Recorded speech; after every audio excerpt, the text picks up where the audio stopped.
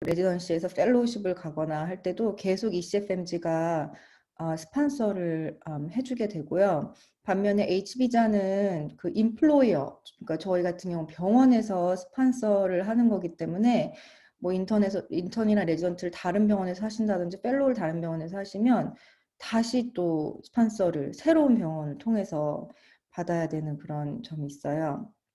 J비자는 기본적으로 ECFMG만 받으시면 돼요. 스텝 1, 2, CS 하면은 서티피케이시 나오죠. H비자는 거기 스텝 3까지 보셔야 되는 그런 조건이 있고, J비자는 최대한 7년까지 그게 가능합니다. 미국에서. 체류가 가능하고 7년이 최대지만 이제 수련이 끝나고 그 트레이닝이 끝나버리면 뭐 돌아가시거나 웨이버를 하시거나 뭐 7년까지 그냥 무조건 있을 수 있는 게 아니고요. H비자도 마찬가지고요. 6년까지 있을 수 있지만 스폰서가 없어져 버리면 그건 또 비자가 끝나는 거고요. J비자 같은 경우에는 그 배우자가 J2로 일을 하실 수가 있어요. 심지어 뭐 레지던트도 지원하실 수 있고, H비자는 배우자는 일을 할 수가 없게 되어 있어요. 기본적으로는. 그래서 각자 이제 장단점이 있지만 J비자의 가장 단점이라면 그 212 이 조항인데요. 그러니까 말씀드린 것처럼 J가 끝나면 2년 동안 고국에 돌아가서 머물러야 된다는 그런 조항이 있어요. 나는 그러기 싫다, 미국에 더 있고 싶다 하면은 그 웨이버라는 걸 해야 됩니다. 조금 이따가 이제 자세히 더 설명을 드릴게요. 그렇지만 이제 그 트레이닝 그 프로그램에서 레지던시나 펠로우십 프로그램에서 J를 받아주는 데가 훨씬 더 많아요. H를 주는 데는 그 더 소수예요. 그리고 저의 뭐 개인적인 경험에 의하면 보통 대학병원이나 조금 이름 있는 그런 병원들은 H를 잘 안 줍니다. 아쉬울 게 없으니까. 보통 이제 커뮤니티 병원이나 조금 뭐 시골에 있는 병원들은 H를 줘서라도 그 트레이니를 끌어오려고 하는 그런 게 있죠. 그래서 J가 있으면 일단은 이제 처음 들어오실 때는 그 선택의 폭이 넓어진다는 그런 장점이 있고요. H는 제일 큰 장점이라면 이제 트레이닝 끝나면 그 영주권을 스폰서해주는 그런 임플로이어만 찾으면은 바로 그린카드를 신청하실 수 있고요. 그렇지만 이제 말씀드린 것처럼 이제 만약에 그 병원이 바뀔 때마다 계속 다시 받아야 되고 어, 돈도 더 많이 들고요. J에 비해서 시간도 더 많이 걸리고 그런 단점이 있습니다. 그래서 이게 지금 J1 비자 그 할 수 있는 방법들인데요. 어, 콘라드 30라는 게 이제 제일 큰 프로그램이고 저도 이거를 통해서 J1 웨이버를 받았어요. 그래서 간단히 설명을 드리면 미국에 이제 각 주마다 30개 자리를 J1 웨이버를 할 수 있게 피지션한테 그렇게 자리를 주는데요. 기본적으로 이제 그 의료 소외 지역, medically underserved area에 주로 가게 되고, 기본적으로는 프라이머리 케어에 우선권을 주게 돼 있지만, 이제 30개의 자리가 뭐 주에 따라서 이제 상대적인 거니까요. 이게 뭐 심지어 다 안 차는 주도 있고, 뭐 프라이머리 케어가 뭐 J1 그 지원하는 사람이 많이 없으면 다 그게 또 스페셜티한테 가기도 하고, 그래서 이게 어쨌든 가장 큰 프로그램이고 제가 알기로는 뭐 그 많은 IMG들이 대부분 이거를 통해서 웨이버를 받고 영주권을 받게 되고요. 또 이 프로그램을 통해서도 무조건 막 다 시골에만 가야 되는 건 아니에요. 그러니까 플렉스 10이라는 그런 또 프로그램이 있거든요. 이 콘라드 안에 그 플렉스 FLEX.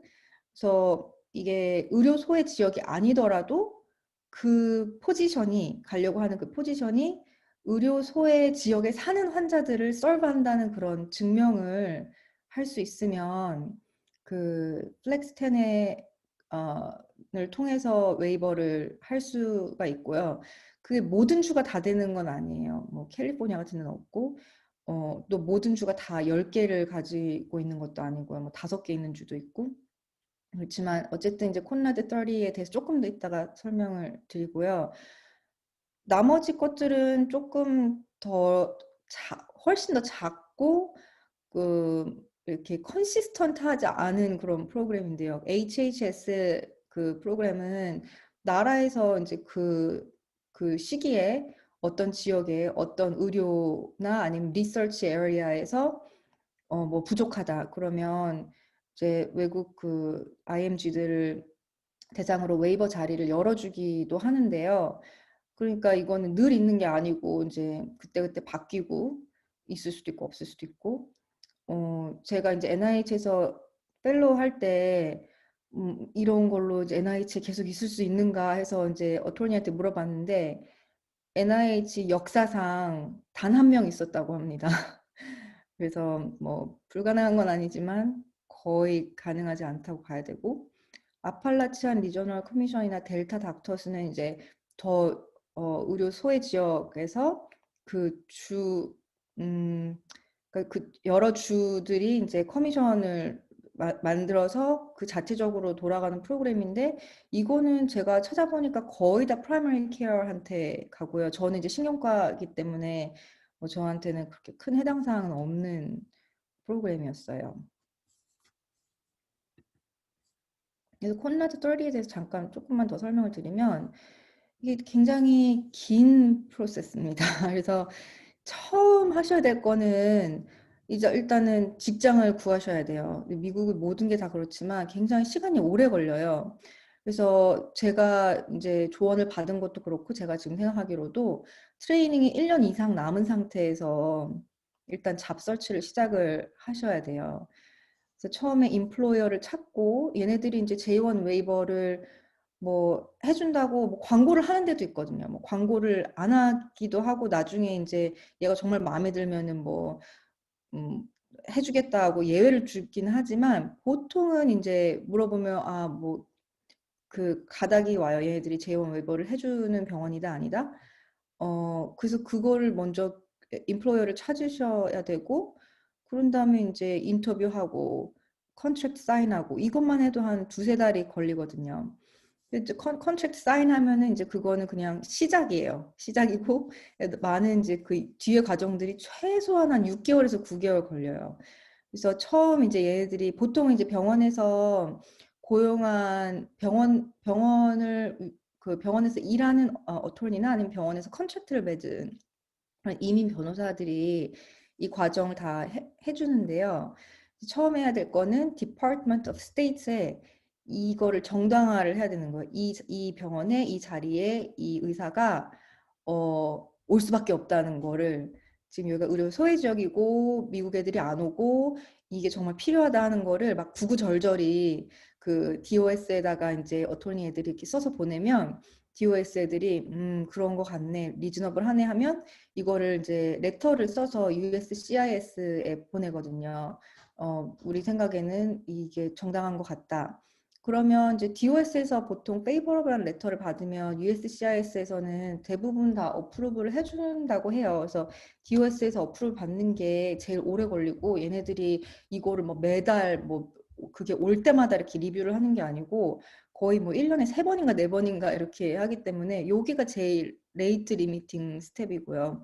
그다음에 USCIS에서 이제 어프로브가 나면 그 다음에는 이제 서류 준비하셔서 HB 비자를 보통 뭐 한국에서 받아서 오시던지 아니면 뭐 다른 나라에 일단 나가야 되거든요. 미국 밖에 나갔다가 들어오시면서 받으시는 거고 그거를 받고 이제 일을 시작하면 최소한 3년, 3년이 이제 웨이버 그 기간이거든요. 3년을 일하셔야 돼요. 3년 안에 난 정말 못하겠다 때려치면 좋지 않은 결과가 나타납니다. 그래서 3년을 무조건 일하시고 보통은 이제 그 웨이버를 해주는 병원에서 영주권까지 스판서를 해줘요. 그래서 이전에는 뭐 6개월 이렇게 얘기했는데 이제 트럼프 정권이 되면서 뭐 1년 정도로 늘어난 것 같아요. 왜냐하면 이제 인터뷰하고 뭐 이런 과정이 추가가 돼가지고 어, 그래서 이제 3년을 웨이버를 하시고 나면 바로 자유의 몸이 되는 게 아닙니다. 말씀드린 것처럼 영주권을 받아야지 자유의 몸이 되는데, 영주권에도 이제 이렇게 프로세스가 있어요. 처음에 이제 여러분께서 일하시는 병원에서 Perm Labor Certification이라는 거를 받아야 돼요. 이건 이제 애들이 다시 또 구구절절히, 얘가 아니면 지금 이 병원에 일할 사람이 없고, 미국 사람이 오는 곳이 아니고, 뭐 의료 소외 지역이고, 구구절절히 해서 이제 이거를 레이버 서티피케이션을 받으면, 그 다음 그 단계는, 저도 뭐 정확히 이해는 못하겠지만, 이제 얘가 여기서 이제 foreseeable 한 period 동안 일할 거를 전제로 우리가 영주권을 지원하겠다. 그런 그거를 이제 받는 게 스텝 2고요. 그래서 이거는 이제 여기까지는 무조건 인플로어에서 다 해주는 거고요. 스텝 3는 이제 마지막 단계로 이제 영주권을 신청하는 건데요. 이거는 뭐 이 I-485 자체는 이제 영주 그 인플로이어가 없어도 개인이 신청할 수 있는 그런 폼이긴 해요. 근데 이 J1 웨이브를 통해서 하고 이제 인플로이어를 통해서 영주권을 받으시게 되면 EB2를 보통 받게 되거든요, 의사들은. 그러면 그 인플로이어를 통해서 받는 그린카드이기 때문에 이제 다 모든 스텝을 다 병원에서 이제 해주게 되고요. 제가 이제 막 구글로 막 찾아서 이제 알게 된 사실인데, I-485를 이제 처음에 내고, 그 애플리케이션을 내고, 그게 이제 그 리시트, 그러니까 노티피케이션을 주거든요. 아, 그래, 네 서류 받았다. 그거부터 180일이 지나면, 그 직장을 옮기실 수가 있어요. 이 그 케이스 넘버를 가지고.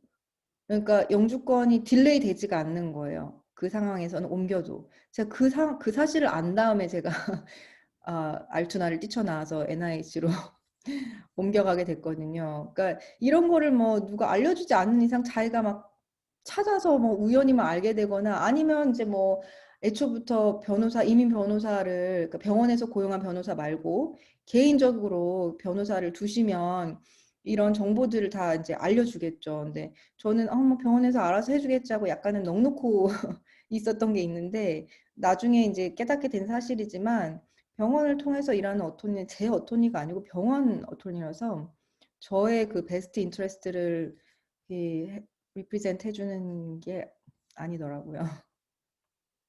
돈이 있으신 분들은 개인적으로 이민 변호사를 구하실 걸 추천합니다. 이제까지는 이제 가장 대중적인 방법을 설명을 드렸고, 다른 방법들도 있거든요. 제가 이제 택한 방법은 아니지만, 저도 이제 간접적으로 뭐 누가 이렇게 했다더라 하는 거를 이제 들은 게 이제 오비자. 오비자가 사실은 굉장히 되게 괜찮은 비자예요. 그러니까 이게 이제 되게 아웃스탠딩한 그런 사람한테 뭐 준다고 해서 막 엄청나게 막 세계적으로 유명한 사람한테만 주는 게 아니고, 뭐 리서치 경험이 있으면 자기가 이제 퍼블리케이션이 있고 이게 뭐 어느 정도 이렇게 사이테이션이 되고 뭐 이런 거를 증명할 수 있거나, 아니면은 클리니션이면 자기가 이제 정말 좋은 병원에서 수련을 받았고 그 되게 하일리 뭐 스킬드한 뭐 그런 클리니컬 스킬이 있다. 그런 거를 증명을 할 수 있으면 오비자를 받을 수 있고요. 오비자는 기본적으로 어 그러니까 제가 이제 그 물어본 어토니의 말에 따르면 약간 프로젝트 비자 같은 거라 그래요. 그러니까 브리지 같은 거예요. 그러니까 이게 평생 비자, 평생 리뉴를 할 수 있긴 한데, 그 이론적으로는 보통은 약간 브리지로 이용을 하고요. 이제 저희 같이 제이로 들어오시는 분들은 제이 웨이버를 바로 할 수 있는 상황이 아니거나, 뭐 이제 더 좋은 기관에서 계속 있고 싶은데 제이 웨이버를 못 받은 상황이시면 오비자가 굉장히 매력적인 그런 옵션이고, 보통 3년으로 그 단위로 받게 되고 계속 리뉴할 수 있고, 그렇지만 제이 웨이버의 그 오블리게이션은 계속 달고 가시는 거예요. 언젠가는 해야 되는 그런 거고, 오비자가 사실 되게 그 석세스 레이트이 높더라고요. 뭐 95% 이상 받는다고 하네요. 그리고 사실 되게 기간도 짧고, 보통 뭐 아주 늦어도 막 한 3달 아니면은 어 받을 수 있는 그런 비자가 되겠고요. 그 다음에 많은 분들이 들어보셨을 수도 있겠는데 이제 NIW라고 National Interest Waiver라는 게 있는데 이거는 조금 더 까다로운 것 같아요. 이제 증명을 해야 되는 게 정말 내가 훌륭한 사람이라는 걸 이제 미국에 진짜 절실하게 필요한 사람이라는 걸 이제 증명을 해야 되는데 이거는 심지어 미국에 뭐 직업이 없거나 미국에 심지어 거주하지 않으시더라도 한국에서도 이제 가능한 그런 방법이고 실제로 제가 아는 분 한 분은 어, 그 의료계 종사하시는 분은 아닌데 뭐 하시는 뭐 웹 디자이너였나? 근데 막 뭐 자기 본인의 그 특허도 많고 막 굉장히 그 훌륭하신 분이어서 미국에 뭐 태어난 것도 아니고 사신 적도 없는데 NIW로 영주권을 받아서 그 남편분이 이제 레지던트거든요. 그 남편도 덩달아 영주권을 받았어요. 그런 분도 있습니다. 그래서 배우자가 훌륭하신 분을 뒀다면 뭐 그렇게 할 수도 있겠고, 그린카드 그쵸 이제 뭐 부모님이나 뭐 가족이나 배우자가 시민권자면은 그거를 통해서 그린카드 받을 수 있고 뭐 그린카드 로터리라는 건 제 다른 나라에서 온 사람들 친구들은 가끔 이렇게 통해서 온 사람도 봤는데 우리나라 분 중에 제가 개인적으로 아는 분이 없네요. 그냥 마지막 슬라이드고요. 그냥 이게 참 일단 미국에 온다고 결심하신 것 자체가 되게 남들이 많이 가지 않는 길을 선택을 하신 건데 오시면 또 갈래길이 계속 나와요. 계속. 참 끝나지가 않습니다. 그래서 그때그때 또 선택을 이제 하셔야 되고 뭐 이게 리스크가 더한 길을 선택할 거냐, 뭐 자기가 뭘 원하느냐에 따라서 참 뭐 길은 참 달라지게 마련인 것 같고요. 제가 준비한 건 여기까지고 그래서 일단 스톱 쉐어링 할게요. 혹시 질문이 있으신가? 그래서 예, 여기까지입니다. 네, 감사합니다, 선생님. 우선은 질문들이 여기 올라온 게 몇 개가 있는데, 잠시만요. 네. 음, 그 비자 관련 문제는 아닌데, 그 선생님 NIH에서 뭐 기관들이랑 뭐 어떤 연구, 구체적으로 어떤 일 하는지 좀 궁금하다고. 예, NIH가 이제 예, 본 캠퍼스는 베데스다에 있는 거 맞고요. 그러니까 워싱턴 DC랑 가까워요. 다 저희 여기 다 MVA라고 메릴랜드 버지니아 에어리라고 부르는데 이제 여기 메트로도 있고 다 한 그런 동네거든요. 그래서 저는 지금은 메릴랜드 포토맥에 살고 있고요. NIH가 뭐 다른데 뭐 노스캐롤라이나 뭐 이런 쪽에도 있거든요. 근데 저는 베데스다에 메릴랜드에 있고요. 지금 제가 하는 일은 음, 뭐 간단히 말씀드리면 이제 50%는 클리니컬, 50%는 리서치 이런 건데 클리니컬하게 제가 하고 있는 일은 여기 NIH에도 이제 클리니컬 센터가 있거든요. 보통은 이제 NIH는 다른 병원이랑 다르게 그 모든 환자들이 다 어떤 프로토콜에 이제 인롤이 돼야지 오는 거예요. 프로토콜 하면 그 스터디 프로토콜. 그래서 뭐 광범위하게 이렇게 뭐 내추럴 히스토리 프로토콜도 있거든요. 그냥 모든 환자 어떤 특정한 질병 환자를 볼 수 있게 하는 프로토콜도 있지만 이제 뭐 페이스 2, 뭐 페이스 1, 2, 뭐 이런 트라이얼 하는 그런 프로토콜도 많고 그래서 병원이 있어요. 330병상 정도. 그래서 이제 어떤 프로토콜은 이제 입원해서 그 환자를 봐야 되는 그런 프로토콜이 있고 그래서 그 입원 환자들이 있거든요. 그래서 그분들이 뉴럴로지 컨설트가 필요하면 그거를 봐주는 컨설테이션 서비스가 있고 제가 그 디렉터로 있고요. 인페이션트도 있고 아웃페이션트 컨설트도 있고.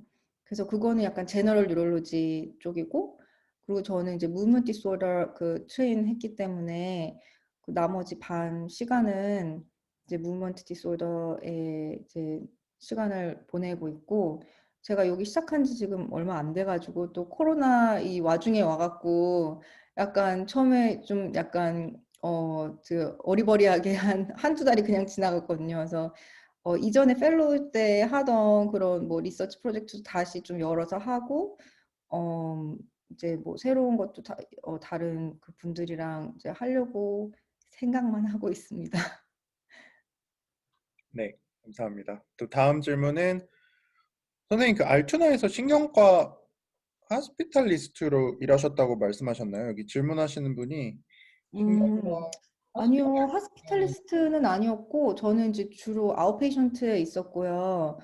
거기도 뭐 기본적으로 이제 제너럴 뉴럴로지였지만 제가 이제 서브스페셜티가 있었기 때문에 무브먼트 리퍼럴을 많이 받았어요. 그래서 제가 뭐 따로 뭐 무브먼트 뭐 센터 이렇게 막 차린 건 아니지만 무브먼트 환자들 많이 받고 제너럴 뉴럴로지 환자들 보고 병원은 콜을 가끔 이렇게 뭐 쉐어해서 서기도 했고요. 예전에 아마 그 은호 오빠가 김은호 선생님이 말씀을 하셨던 것 같은데 여기 미국은 이제 하스피탈리스트랑 아웃페이션트 하는 사람들이랑 따로 그 뽑는 경우가 되게 많아요. 신경과가 예전에는 전통적으로 이렇게 둘 다 그냥 막 한 사람이 다 커버했었는데 제 생각엔 이제 스트로크 그 TPA가 나오면서 1998년에 병원에 누가 이제 상주를 해야 되는 거예요. 왜냐면 바로 줘야 되니까 TPA를. 그래서 이제 하스피탈리스트의 수요가 되게 높아져가지고 제 남편이 뉴로 하스피탈리스트거든요. 그래서 제 남편은 클리닉은 전혀 안 하고 그냥 병원에서 ER 콜이랑 인페이션트 콜만 받고 저는 하스피탈리스트는 아니었어요. 네. 그리고 여기 질문하신 분이 뭐 하스피탈리스트는 수기 같은 거는 엘튜브 폴리 이런 거는 다 널스가 하니까 그쵸 미국은 이런 거는 네, 많은 프로시저 여기는 다 파라 그 메디슨 하는 친구들이 그러니까 뭐 라인 놓고 뭐 피 뽑고 뭐 튜브 꽂고 이런 거 많은 것들은 다 그렇게 하고 프로시저라고 하면 제가 신경과로 하는 프로시저는 음, 보톡스? 저는 이제 무브먼트라서 보톡스를 많이 쓰거든요. 뭐 디스토니아나 뭐 블랙펄 스패즘, 뭐 헤미페이셜 스패즘 이런 거에 보톡스를 많이 쓰고 또 DBS 파킨슨이나 디스토니아 DBS 하는 거. LP도 사실 신경과 의사가 안 하는 경우가 더 많아요.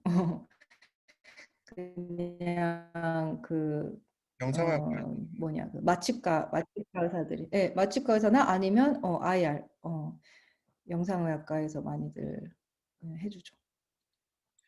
그리고 여기 또 J1 웨이버 타임라인에 대해서 좀 더 말씀해 주실 수 있나 질문을 하셨네요. 소요 시간이나 절차 같은 거. 네, 그러니까 이제 기본적으로 뭐 1년 정도 걸린다고 보시면 되고요. 저 같은 경우에는 사실 이제 그 제가 알투나에 간 이유가 신랑이 거기를 먼저 갔거든요. 그러니까 이제 신랑은 그 펠로우십을 안 하고 바로 뉴로 하스피탈리스트로 거기 가서 이미 1년 반 정도 일한 상황이었고 저희는 이제 떨어져서 사는 상황이었고 그래서 사실 그 알투나 병원에 그냥 제가 손 들고 자원해서 들어갔어요. 너희들 신경과 의사 한 명 더 필요하지 않니 혹시? 말하면서 뭐 무슨 광고가 난 것도 아니고 근데 사실 거기가 되게 많이 부족해서 더 필요한 상황이었거든요. 그래서 저는 무슨 뭐 재고 니고시에이션 이런 것도 없이 바로 사인하고 착착착 했는데도 1년이 걸렸거든요. 제가 기억에 10월 달에 사인을 하고 이제 여기는 7월, 6월 말에 트레이닝을 마치니까요. 그때까지도 비자가 안 나와서 한국에 들어가서 3개월 있다가 그 공백이 좀 있었어요. 네, 감사합니다. 그러면은 선생님은 그냥 그 수요가 있어서 남편분 계신데 이메일 보내서 이제 네. J1 웨이버 해줄 수 있냐 이렇게 요청을 하신 거죠? 사실 정말 이게 뭐 정말 문은 두드리는 자한테 열린다고 제가 아까 그 J1 웨이버도 셀프 리크루트를 할 수가 있어요. 그러니까 저 NIH에서 J1 가지고 트레이닝 하는 친구들 많았거든요. 여러 나라에서 온 똑똑한 친구들. 그래서 사실 뭐 J1 웨이버를 무슨 뭐 하버드 이런 데서 당연히 못 하죠. 근데 뭐 이제 그 약간 그 뭐 미드웨스트 주의 뭐 주립병원이라든지 그런 데다가 그 제 위에 있던 펠로는 그렇게 하더라고요. 그냥 체어한테 그냥 이메일을 뿌리는 거예요. 나 이제 내년에 트레이닝 끝나는데 무브먼트 디스오더 스페셜리스트고 J1 웨이버를 해주면 내가 거길 가겠다. 그런 식으로 해서 걔는 이제 University of Louisville에 갔거든요. 켄터키에. 가서 뭐 그래도 이제 시골이지만 아카데미아니까 자기가 하고 싶은 리서치도 하고 뭐 그런 식으로 이제 또 할 수가 있어요. 그냥 꼭 그렇게 막 광고가 난 글만 보고 지원을 해야 되는 거는 아닙니다. 네, 감사합니다. 이것도 질문이 올라왔는데 이건 제가 이해가 잘 안 되는데 UPMC에 혹시 IST로 가신 건지 궁금하다고 물어봤는데 제가 IST가 뭔지 모르겠거든요. 이게 뭐 IST? IST가 뭐지? IST. 흔히 쓰는 약자는 아닌 것 같은데. UPMC는 IST 잘 모르겠는데. 네, 우선 그럼 International Scientist Track. 아, 예, 전혀 아니고요. 그냥 그 풀타임 클리니션으로 갔고 그 콘라드 30이라는 게 사실 또 그런 규정이 있어요. 무조건 풀타임으로 일해야 되고요.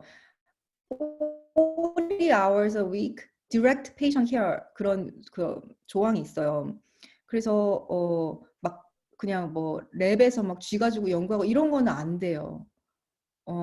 클리니컬 리서치 같은 건 할 수 있는데 그래서 뭐 리서치 타임을 막 이렇게 보호를 받거나 그런 메커니즘은 이제 없다고 보시면 되고요. 근데 그거를 뭐 이제 6개월에 한 번씩 뭐 잘하고 있니 하면서 이제 레터가 오거든요. USCIS에서.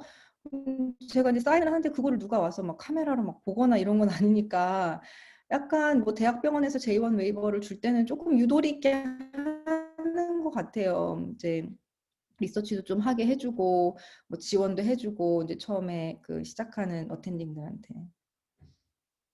네, 좋은 정보 감사합니다. 이건 일반적인 질문인데 미국에서 병원 오너가 봉직이들한테 매출에 대해 RUB에 대해서 압력을 많이 행사하나요? RVU에 대해서 압력을 행사하는 그런 어드민도 있다고 제가 심심치 않게 글을 봐요. 저는 뭐 그런 프레셔를 뭐 약간 느끼기는 했지만 뭐 대놓고 막 봉급을 그런 것도 있어요. 미국은 보통은 트레이닝 끝나고 처음 이제 그 퍼머넌트 잡으로 이제 어텐딩으로 잡을 가질 때 보통은 이제 2년 내지 3년 동안 인컴 개런티라는 걸 해주거든요. 이거는 아카데미아는 아니고 아마 다른 쪽이 그 프라이빗이나 이제 커뮤니티 병원 얘기인 것 같은데 아카데미는 좀 다른 것 같은데 어쨌거나 인컴 개런티라는 그런 메커니즘이 있어서 환자를 뭐 아무리 많이 보든 적게 보든 보통은 적게 보죠. 처음 시작하니까 적게 봐도 봉급을 주는 거예요. 그냥 샐러리로.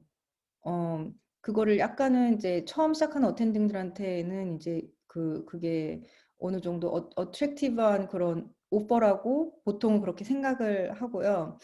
그래서 저도 인컴 개런티로 3년을 갔고 그래서 사실은 이제 저는 뭐 환자를 많이 보나 적게 보나 받는 돈은 이제 똑같았지만 거기가 워낙에 의료 그 부족 지역이고 해서 환자를 굉장히 많이 봤어요, 저는. 신경과 의사로서 막 하루에 막 20명 이상도 봤거든요. 막 28명 보고 막 이런 날도 있었고. 이게 뭐 한국 같으면 막 이게 28명 이러지만 미국에서 28명이면 진짜 막 뇌가 막 너덜너덜해지는데.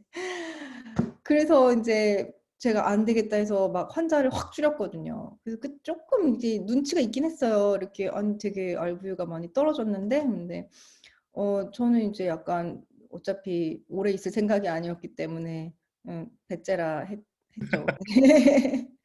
네. 어느 정도의 그런 눈치가 있는 것은 사실입니다. 예. 그 한 달에 한 번씩 내가 얼마 벌었는지 그런 것도 이메일로 계속 보내주거든요. 이제 저는 그냥 보고만 어쩌라고 해서 이제 그게 약간의 무언의 압력이 될 수도 있고요. 네, 감사합니다. 또 여기 다른 분이 웨이버 후에 일하시는 직장에서 H1B와 그린카드를 동시에 진행하신 건가요? 네, 보통은 그렇게들 하고요. 이제 영주권 그 신청하는 단계는 웨이버가 끝날 때까지는 할 수가 없어요. 그래서 3년을 일단 무조건 하고 3년 땡 하면은 이제 바로 서류를 그 펌 그 서티피케이션 I-140 이렇게 착착착 진행을 하게 되거든요.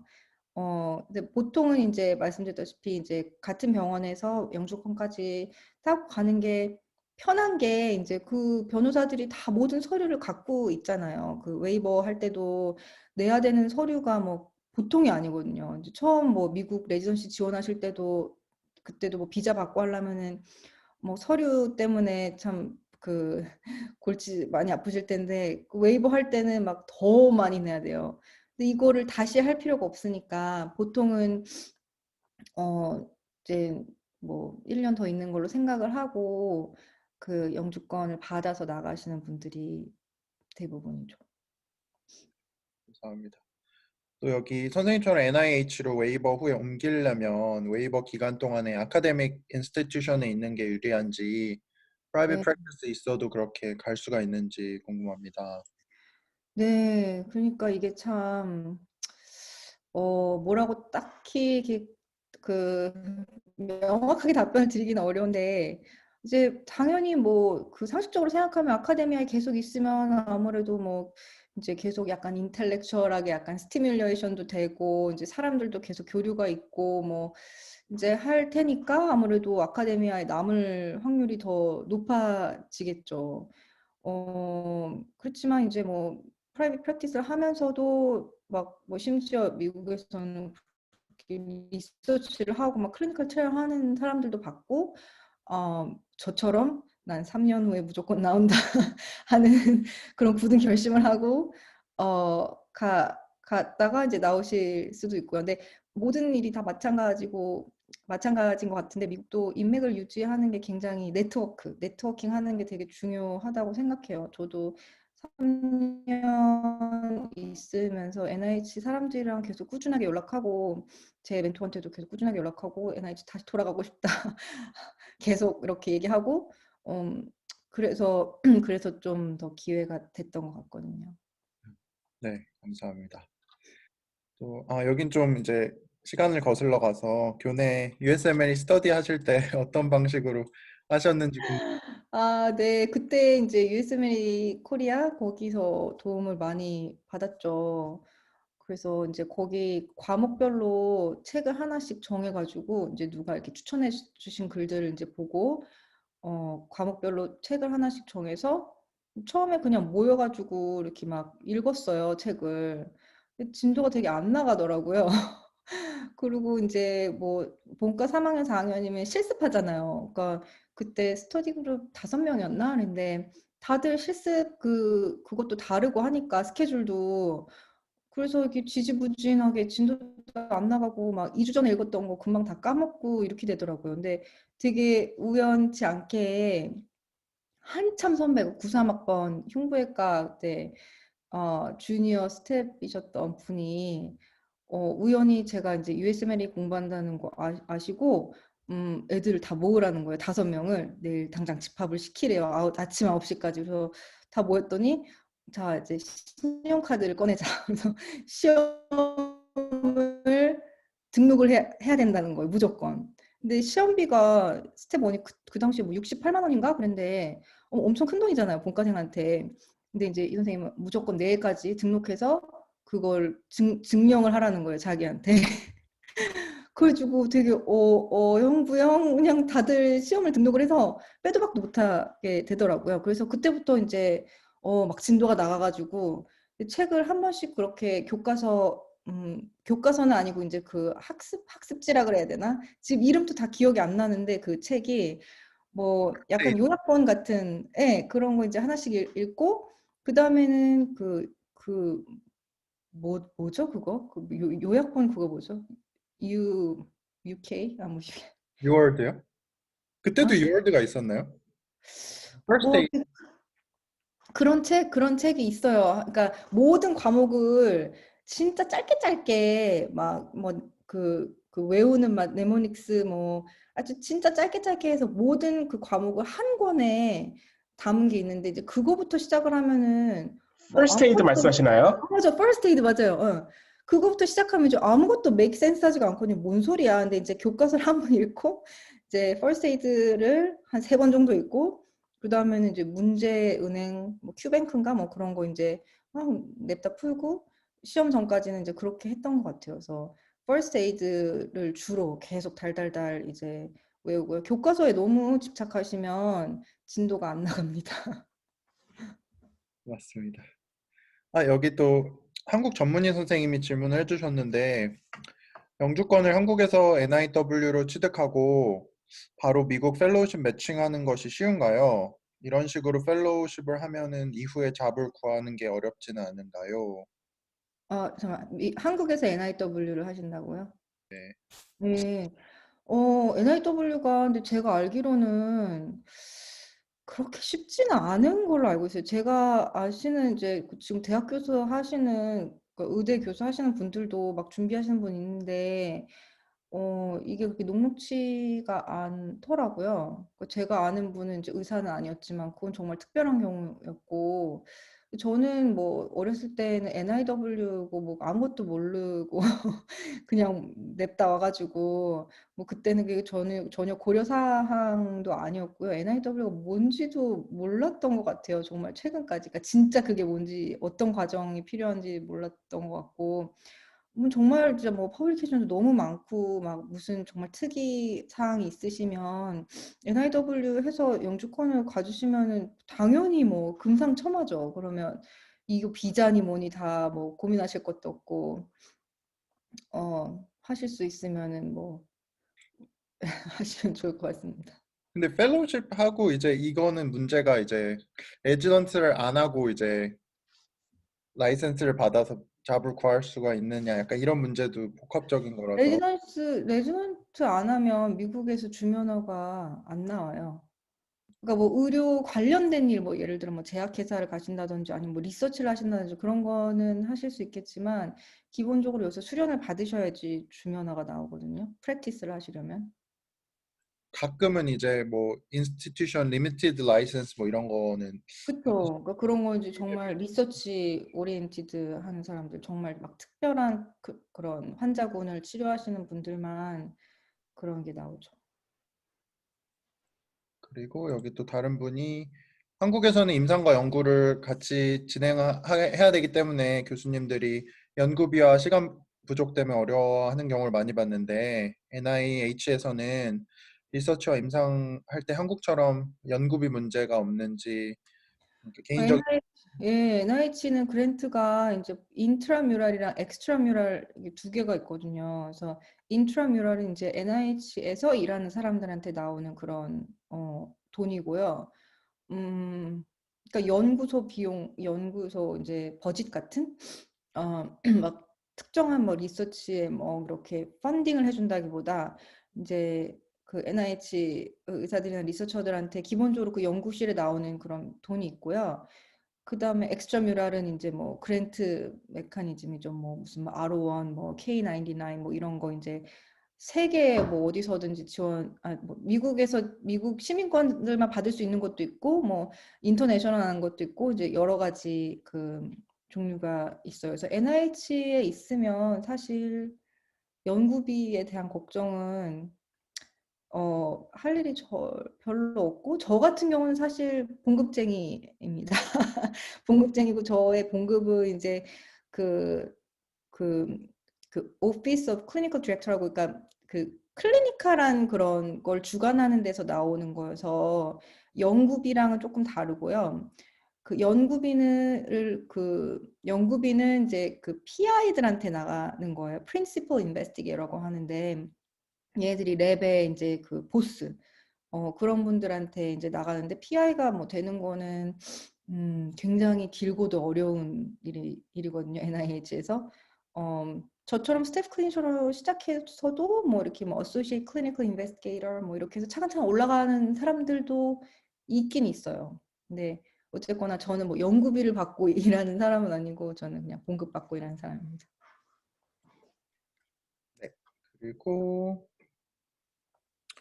여기 뭐 NIH 대신에 J비자로 가신 이유가 궁금하다고 하신 분 있는데 아까 말씀하시기를 그때는 모르셨다고 이 트랙을 말씀하셨고 NIH에 NIW를 고려 안 하고 INW 예. 그때는 이제 뭐 몰랐고 이게 또 시간도 굉장히 오래 걸리는 일이고 제가 이제 뭐 주위에서 그렇게 진행하는 친구들을 간혹 보긴 했는데 이게 뭐 개런티가 있는 게 아니기 때문에 되게 스트레스 받아 하거든요. 이거 안 되면은 비자 H 비자나 J 비자 끝나면 이제 가야 되니까.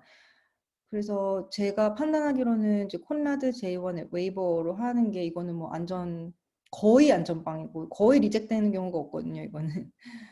그래서 더 그랬던 것 같고 또 이제 가족들이랑도 합쳐야 되고 해서 뭐 이런저런 이유로 그렇게 선택을 했어요. 네.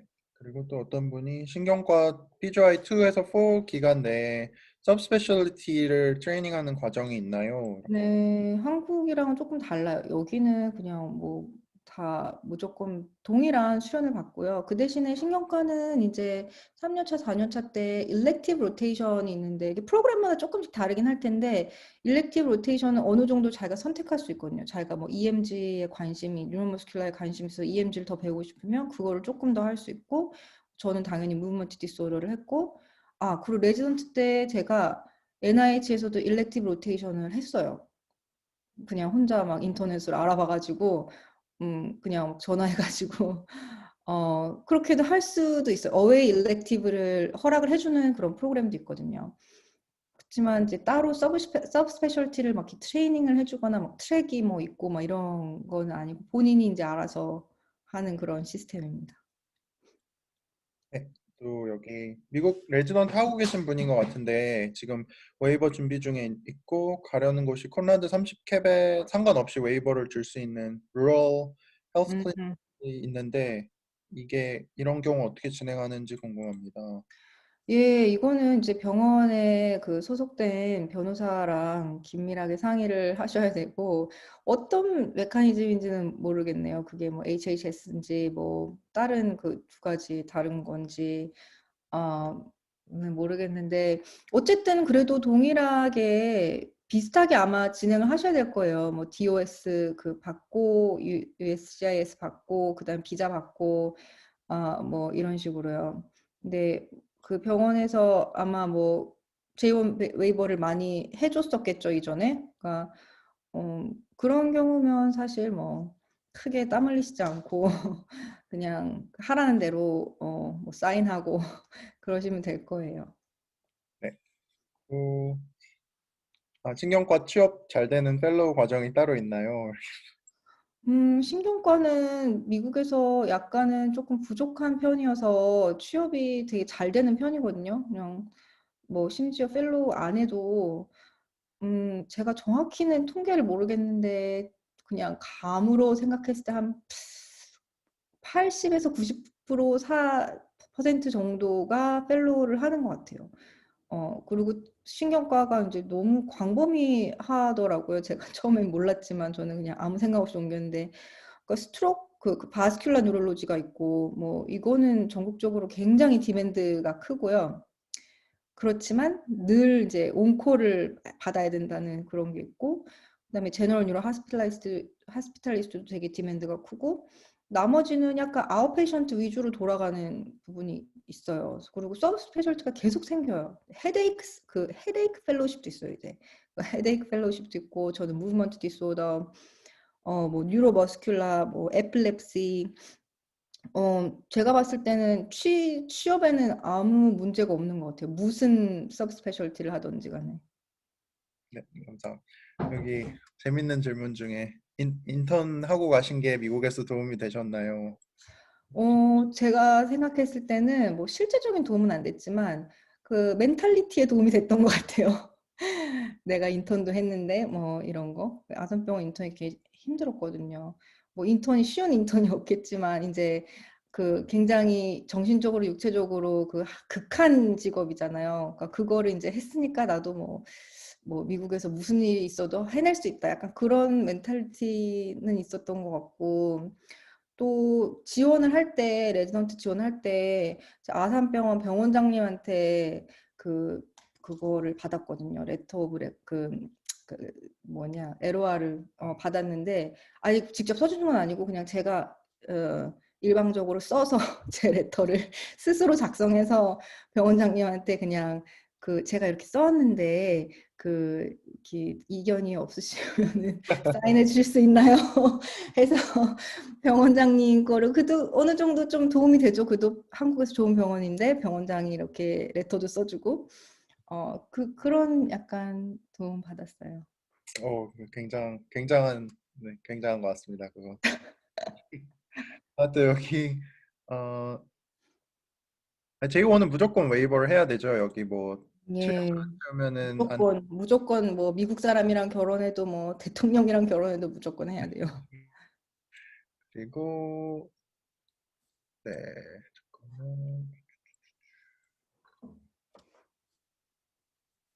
아, 레지던트 수료 후에 취업하셨던 그 알투나 병원에 많이 바쁘셨던가요?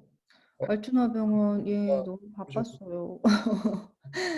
너무 바빴고, 그러니까 제가 처음에 이제 너무 수련 끝나자마자 되게 나이브하게 이제 했던 것도 있는 것 같아요. 그러니까 거기 이제 다 약간 죄송한 말씀이지만 늙은 할아버지 뉴럴로지스트들이 이제 세 명이 있었는데, 그분들은 이제 저랑 좀 컨트랙트가 좀 달랐어요. 그래서 그 사람들은 이제 그 프로덕티비티 베이스였거든요. 그러니까 버는 만큼, 그러니까 그쵸. 환자를 많이 봐서 자기가 돈을 버는 만큼 가져가는 그런 시스템이어서 뭐 이 사람들은 또 뭐 풀타임 그 스테이 홈 와이프도 있고 그러니까 뭐 환자를 너무 많이 막 15분마다 한 번씩 막 보더라고요. 저는 그게 이제 정상인 줄 알고 뭐 스케줄러가 처음에 이제 스트럭처 짜줄 때 15분마다 하면서 팔로우업 뭐 여기 다들 그렇게 하는데 너도 그렇게 할래 해서 이래가지고 거의 막 15분마다 한 명씩 이제 팔로우업을 보는데 이게 처음 시작하면 사실 팔로우업이어도 뭐 한 번 본 환자가 다 기억나는 것도 아니고 그래서 처음에 너무 고생했거든요. 예, 나중에 그 처음 이제 그 어텐딩이 되시면 그런 거 고려하셔서 좀 시간을 넉넉하게 요구를 하셔야 될 것 같아요. 누가 봉급 얘기를 올려줬는데 봉급은 지금 그 UPMC 알투나에서 주는 거에 한 반절 정도 깎였습니다. 지금 NIH로 오면서. 그리고 아카데미아가 뭐 한 40%? 아카데미아가 조금 더 덜 주는 거는 사실이고요. NIH는 특히나 봉급을 굉장히 적게 주는데 저는 이제 여기 지역과 뭐 퀄리티 오브 라이프와 아이들의 교육 뭐 이런 거 생각해서 돈에 대한 욕심을 버리고 왔습니다. 네, 감사합니다. 트랜스퍼 과정이 궁금한데, 내과 계시다가 신경과로 가실 때, 네. 특별히 어떤 과정을 거치셨는지 궁금합니다. 예, 그러니까 그 트랜스퍼를 사실 저 같은 경우는 이제 남편이 이제 정말 프라이머리 소스로 얻은 정보를 이제 뉴럴로지 누가 레전트가 그만뒀나 잘렸나 잘 기억이 안 나는데 그래서 베이컨씨가 생겨서 지금 뽑고 있다라는 그 정보를 직접적으로 그 프로그램에서 들어가지고 저한테 얘기를 해줘서 제가 그냥 프로그램 디렉터한테 직접적으로 연락을 했거든요. 그래서 무슨 막 뭐 컴피티션이 있었던 것도 아니고 저는 그냥 정말 기본적인 서류만 저 뭐 퍼스널 스테이트먼트랑 뭐 CV랑 이거만 딸랑 들고 가서 3명 어텐딩이랑 그냥 인터뷰하고 그렇게 그냥 옮겼어요. 어, 그런데 사실 이렇게 트랜스퍼를 하는 경우도 있긴 있어요. 그 사이트 잘 기억이 안 나는데 프리다라 그러나? 네. 거기에 이제 뭐 레지던트 자리가 비거나 뭐 한 명을 더 뽑거나 뭐 이런 식으로 중간에 이제 PGY2나 3로 뽑는 경우에 거기 막 올라오거든요. 그래서 이제 그런 경우에는 그래도 뭐 인터뷰도 하고 뭐 이렇게 좀 과정을 거쳐야겠죠? 저는 약간 그 모든 걸 다 바이패스하고 갔는데 그렇게 트랜스퍼 하는 게 불가능한 거는 아니고요. 대부분의 스페셜티 그 트레이닝을 그러니까 뭐 뉴럴로지도 사실 1년을 이제 내과 그 PGY 1을 해야 된다는 그런 조항이 있어요. 그래서 1년 정도의 수련을 하시면 그 다음에는 약간 뭐 트랜스퍼를 할 수 있는 과가 뭐 되게 많아져요. 감사합니다. 네, 선생님 인턴을 한국에서 하셔서 여기 질문이 많이 오는 것 같은데, 미국에 가려고 결심하신 상태에서 인턴 과정을 밟은 이유랑 한국 네, 인턴이랑 미국 인턴의 수련 강도가 네, 어떻게 다른지 이렇게. 네. 그거 아까 살짝 말씀드렸는데 이제 졸업하고 한국에서 인턴을 한 이유는 거의 100%돈 때문이었고요. 왜냐하면 학생으로서 뭐 모아놓은 돈도 없고, 어, 그때 결혼도 했어야 됐고 해서 돈이 필요해서 인턴을 했고, 또 그냥 아산병원에 가면 무슨 아주대 있었을 수도 있었겠지만 그냥 아산병원에 가면 또 뭔가 새로운 걸 배울 수 있지 않을까 해서 그냥 그렇게 지원을 해서 가게 됐고, 그래서 1년 동안 돈을 많이 모아서 또 결혼도 하고 그랬고요. 또 이제 좋은 친구들도 만나고 이제 인연도 생기고 그랬고요. 인턴의 강도는 참 이게 직접적으로 비교하기가 어려운데, 어, 이제 한국에서의 인턴이 거의 뭐 육체 노동이었다면 거의 뭐 이제 잠을 30분 자고 버틸 수 있는가 뭐 거의 그런 거잖아요. 육체 노동이라면 미국은 인턴이 굉장히 액티브하게 환자 케어에 저기를 하기 때문에 그게 좀 더 정신적으로 힘들었죠. 미국은 대부분의 수련 저 프로그램이 이제 캡이라는 게 있어요. 한 인턴이 몇 명 이상 환자를 보지 못하게. 저 때는 뭐 7명이었나 뭐 그랬던 것 같아요. 7명이면 되게 적은 것 같은데 이게 이제 환자 프레젠테이션 뭐 그러니까 거의 자기가 그냥 주치의가 되는 거예요. 인턴이. 프레젠테이션 당연히 다 해야 되고 막 어세스먼트 플랜을 다 만들어야 되는데 제가 처음 인턴 시작했을 때는 이제 몰랐어요. 그냥 프레젠테이션하고 그냥 멍하니 있었거든요. 이제 뭐 교수가 뭐 하라고 얘기해 주겠지 막 이러고. 근데 어텐딩이 So? 막 이러고 그래서 어떻게 할 건데? 막 이러는 거예요. 그러니까 이게 공부를 해야 되고 환자에 대해서 정말 빠삭하게 알아야 되고 그래서 그런 게 좀 약간 정신적인 이제 고통이 있었고요. 또 UPMC는 콜도 좀 약간 빡셌어요. 그러니까 뭐 CCU나 MICU 같은 데는 30시간 콜이 있었거든요. 정말 30시간 동안 못 자요. 그래서 한국 인턴에 비해서 결코 쉬웠다고 할 수는 없겠습니다. 저도 한국 인턴 때랑 비교하면은 미국은 병원에 있는 시간 동안은 거의 못 자는 것 같아요. 한국은 그래도 자면서 좀 맞아요. 길게 얇고 길게 버티는 느낌이었으면 여기는 진짜 계속 액티브하게 뭔가를 하고 있어야 되는. 예. 그리고 J에서 O로 트랜짓 가능하지 않나요? 하지만 JS5로 트랜짓 가능한데 웨이버는 이제 해야 계속 되는. 가는 거고요. 웨이버를 해야 되는 그 어블리게이션이 계속 가는 거고요. 그러면은 우선 한국 시간이 다 돼서 지금까지 올라온 질문만 다 마무리를 하겠습니다. 네.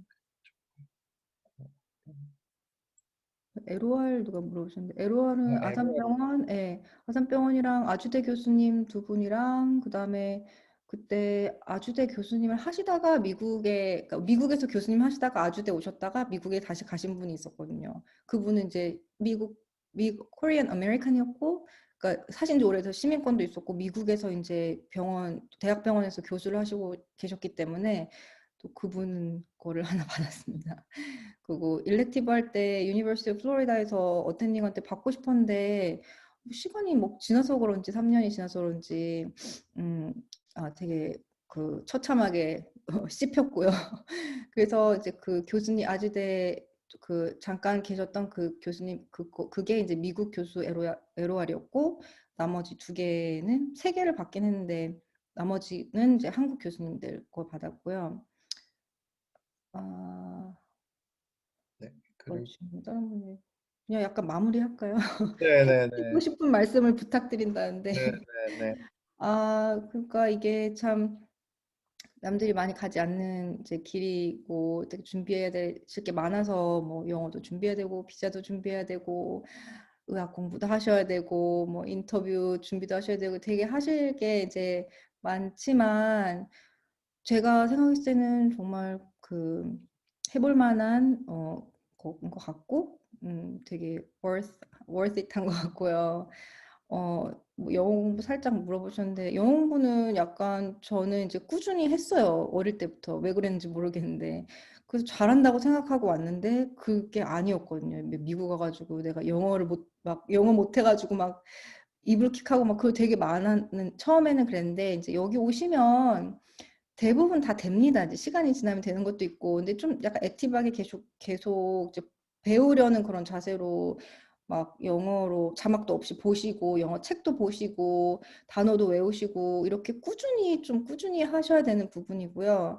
그거는 약간 베이스로 깔고, 그 다음에 이제 수련을 또 열심히 이제 받으셔야 되는데, 제가 봤을 때 대부분의 한국 선생님들은 정말 성실하시고, 똑똑하세요. 되게 똑똑한 분들이 오시고 그래서 뭐 수련 기간 동안 다들 정말 두각을 나타내시는 것 같고요.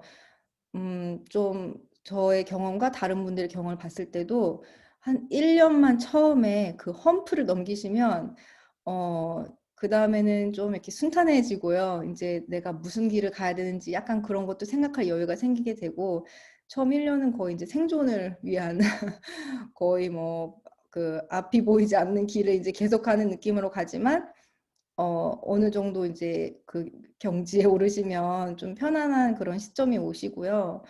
그리고 길은 정말 무궁무진, 막 기회는 정말 무궁무진하기 때문에 본인이 원하는 거를 뭐 어떻게 이제 이룰지 정말 그건 자기만이 이제 선택하고 만들어갈 수 있는 길인 것 같아요. 늦은 시간, 여기가 늦은 시간이지. 토요일 아침부터 그 시간 내주셔서 감사하고요. 다들 화이팅 하시기 바랍니다. 감사합니다, 선생님. 강의해 주셔서. 네.